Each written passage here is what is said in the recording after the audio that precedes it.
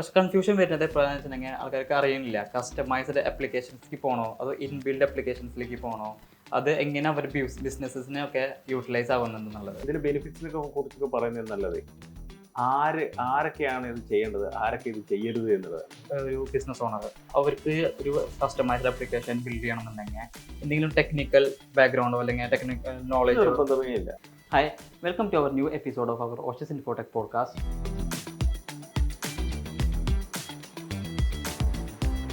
Hi sir, നമ്മുടെ ഇന്നത്തെ എപ്പിസോഡിൽ നമ്മൾ ഡിസ്കസ് ചെയ്യാൻ ഉദ്ദേശിക്കുന്നത് ഈ ബിസിനസ്സൊക്കെ ആവശ്യം വരുന്ന കസ്റ്റമൈസ്ഡ് ഉള്ള ആപ്ലിക്കേഷൻസ്. കാരണം ഇപ്പോൾ എല്ലാം ബിസിനസ്സൊക്കെ ഒരുവിധം ടെക്ക് കയറി വരുന്നുണ്ട്. ടെക്കില്ലാത്ത ബിസിനസ് ഇല്ലാന്ന് തന്നെ പറയാൻ ചുരുക്കത്തില്. ബിസിനസ് ഇല്ല. അതെ.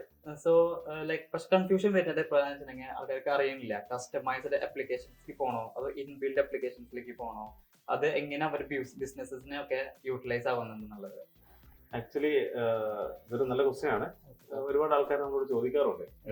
പിന്നെ നമ്മൾ പല ആൾക്കാരെ ഇന്ററാക്ട് ചെയ്യുമ്പോൾ അവർക്ക് ഒരു കൺഫ്യൂഷൻ ഉണ്ട്. സോ നമ്മൾ എന്തിനാണ് ഒരു ഓൾറെഡി ഉള്ള പ്രൊഡക്റ്റ് വാങ്ങിച്ചാൽ പോരെ, അല്ലെങ്കിൽ എന്തിനു ഞാൻ കസ്റ്റമൈസേഷൻ ചെയ്യണം എന്നുള്ളതൊക്കെ. അതിന് ഏറ്റവും നല്ല നമ്മൾ ഇതിന്റെ ബെനിഫിറ്റ്സിനെ കുറിച്ചൊക്കെ പറയുന്നത് നല്ലത്. ആരൊക്കെയാണ് ഇത് ചെയ്യേണ്ടത്, ആരൊക്കെ ഇത് ചെയ്യരുത് എന്നുള്ളത്. Actual audience ആരാന്നുള്ളത്. ആക്ച്വലി ഇത് ഏത് ബിസിനസ് ഓണേഴ്സ് ആണ് ഇത് ചെയ്യേണ്ടതെന്നുള്ളത്.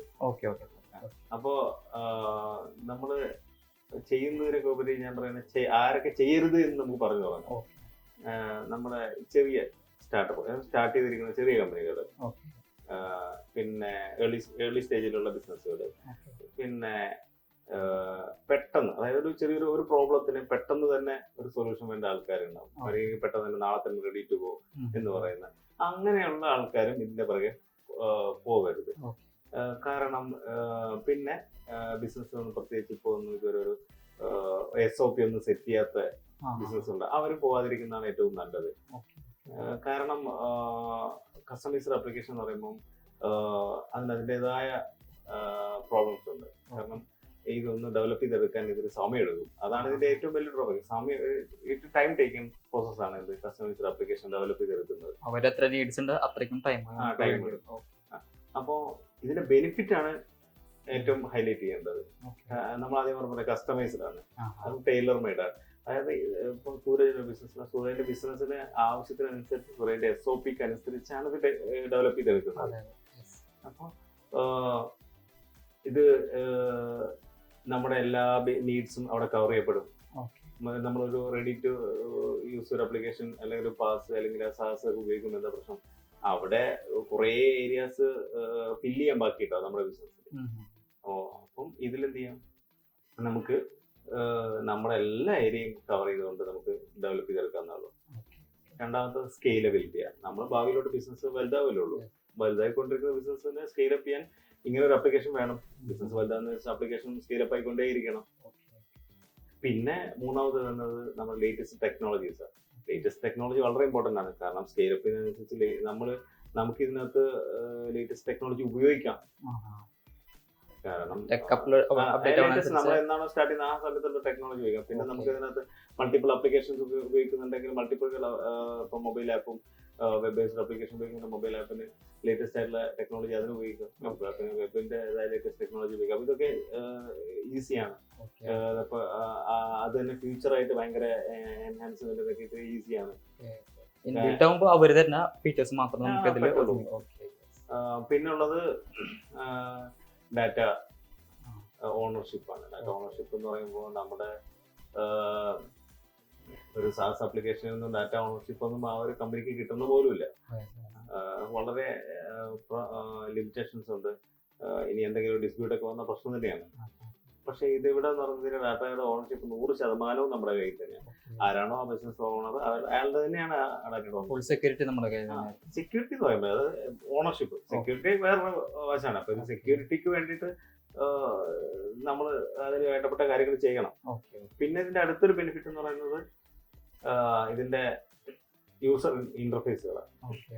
അതും നമ്മുടെ കോമ്പിനേഷനിൽ നമുക്ക് ഇഷ്ടപ്പെട്ട കളർ കോമ്പിനേഷൻ നമ്മുടെ ഇഷ്ടത്തിനനുസരിച്ച് നമുക്ക് ഡെവലപ്പ് ചെയ്തെടുക്കാവുന്നതുള്ളൂ. പല സ്ഥലത്തും ഒരു പ്രൊഡക്റ്റിന് എന്താണോ യൂസർ ഇന്റർഫേസ് ആ പ്രൊഡക്റ്റിന്റെ ഇന്റർഫേസ് ആണ് നമ്മൾ ഉപയോഗിക്കുന്നത്. അല്ലെങ്കിൽ ആ ബിസിനസ്സിന് വേണ്ട അല്ലെങ്കിൽ ആ ബിസിനസിന്റെ ആൾക്കാർ ഇഷ്ടപ്പെടുന്ന ഇന്റർഫേസ് അവിടെ കിട്ടുന്നില്ല.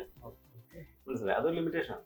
പിന്നെ അടുത്ത ഒരു എല്ലാവരും ഇതിന്റെ ഒരു ഡീമെറിറ്റ് ആയിട്ട് ചൂണ്ടിക്കാണിക്കപ്പെടുന്നത് ഇനീഷ്യൽ ഇൻവെസ്റ്റ്മെന്റാ. പക്ഷെ ഇത് ശരിക്കും അങ്ങനെയല്ല. ഇത് ബിസിനസ് മുന്നോട്ട് നോക്കുമ്പോൾ ഇത് കോസ്റ്റ് എഫക്റ്റീവ് ആണ്. കാരണം ഇനീഷ്യലി മാത്രമേ കുറച്ച് കാശ് വരുന്നുള്ളൂ. അതാണ് പലരും എന്ത് ചെയ്യുന്നത്, ചിന്തിക്കുന്നത് എനിക്ക് ഇത്ര പിന്നെ പൈസ ചെലവാക്കാൻ ഇപ്പോഴില്ല.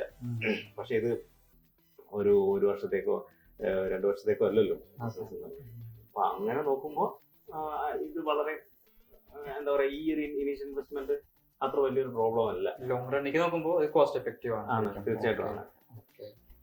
സോ നമുക്കിപ്പോ ലൈക്ക് ഒരു ബിസിനസ് ഓണർ അവർക്ക് ഒരു കസ്റ്റമൈസ്ഡ് ആപ്ലിക്കേഷൻ ബിൽഡ് ചെയ്യണമെന്നുണ്ടെങ്കിൽ എന്തെങ്കിലും ടെക്നിക്കൽ ബാക്ക്ഗ്രൗണ്ടോ അല്ലെങ്കിൽ ടെക്നിക്കൽ നോളജോ നിർബന്ധമേ ഇല്ല. അങ്ങനെയുള്ള ആൾക്കാരെ അല്ലല്ലോ ഇത് ഡെവലപ്പ്. അവരവരുടെ ആവശ്യം നമ്മളെയൊക്കെ പോലെയുള്ള വെൻഡേഴ്സിനോട് പറയുന്നു.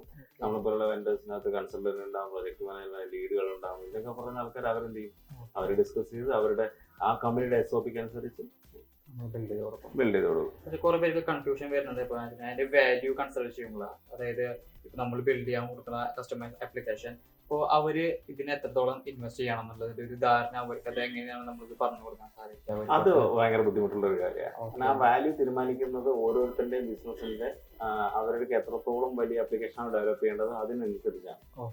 Time is equal to money എന്നാണല്ലോ. അത് അങ്ങനെ തന്നെയാണ്. കുറെ കാര്യങ്ങൾ നമ്മളിപ്പോ സംസാരിച്ചൊന്നല്ലാതെ ഒരുപാട് കാര്യങ്ങളുണ്ട് ഇതിനെ കുറിച്ച് സംസാരിക്കാൻ. പക്ഷെ എനിക്ക് തോന്നുന്നു സുരേ ചോദിച്ച ചോദ്യത്തിനുള്ള ഉത്തരം ഏകദേശം ആയിട്ടുണ്ട്. ഇപ്പൊ ഒരുപാട് എൻക്വയറിയിൽ മെയിൻ ആയിട്ട് കാര്യങ്ങൾ ചോദിക്കുന്നത് ഒരു ഓവർവ്യൂ പോലെയാണ് ഇപ്പൊ നമ്മൾ ചോദിക്കുന്നത്. കാരണം ഒരു സാധാരണക്കാരിലേക്കാണ് ഇപ്പൊ ഈ വീഡിയോസ് അറിയാത്തവർക്ക് എത്തിക്കാൻ ഉദ്ദേശിക്കുന്നത്. അധികം മുമ്പ് ടെക്നോളജി ബേസിൽ സംസാരിക്കുമ്പോൾ അവർക്ക് മനസ്സിലാവണമെന്നില്ല. സോ നമുക്ക് ഒരു ആസ് എ ബിസിനസ് ഓണർ ഇത് കാണുകയാണെങ്കിൽ അവർക്കും കൂടി ഹെൽപ്ഫുൾ ആവുന്ന രീതിക്കാണ് ഉദ്ദേശിക്കുന്നത്. തീർച്ചയായിട്ടും അത്ര കാര്യങ്ങൾ ചെയ്യുന്നു തോന്നുന്നു. Okay sir. So thank you sir for your information.